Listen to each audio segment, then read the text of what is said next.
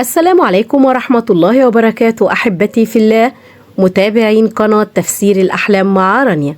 هقدم لكم النهاردة تفسير رؤيا الجزر في منام المرأة الحامل. إن رأت المرأة الحامل أنها تطبخ الجزر إشارة إلى أنها تتمتع هي وجنينها بحالة صحية جيدة، وأنها ستضع مولودها في ظروف مناسبة، وأن ولادتها ستكون سهلة بإذن الله. الجزر في منام الحامل من الرؤى المحمودة التي تدل على الراحة والبركة التي سوف تهنأ بها هذه السيدة في الأيام المقبلة.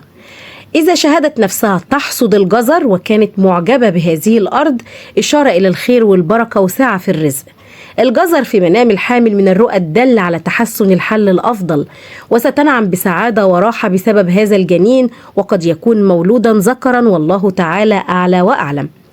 رؤية الجزر في المنام من الرؤى التي تدل على أن الرائية تمتلك شخصية قوية تفرض سيطرتها على الجميع ويخشاها الكبير والصغير. مشاهدة المرأة الحامل شرب عصير الجزر في المنام ترمز إلى اقتراب موعد وضعها، وأنه سيكون سهل وميسر وخالي من كل الصعوبات. في رؤية السيدة الحامل المريضة للجزر فتأول إلى تخلصها من كل المتاعب التي كانت تمر بها. فرؤيا الجزر للحامل تدل على قدرتها على تحمل المسؤولية والتصدي لكافة العقبات التي تواجهها. كذلك تؤول إلى وجود بعض التغيرات في حياتها، والتي سينتج عنها آثار إيجابية بشكل أفضل تؤثر على حياتها بشكل جميل. إشارة إلى أن المولود سيكون ذكر بإذن الله، فأكل الجزر يدل على رغبتها في التخلص من المشاكل التي تعكر صفو حياتها.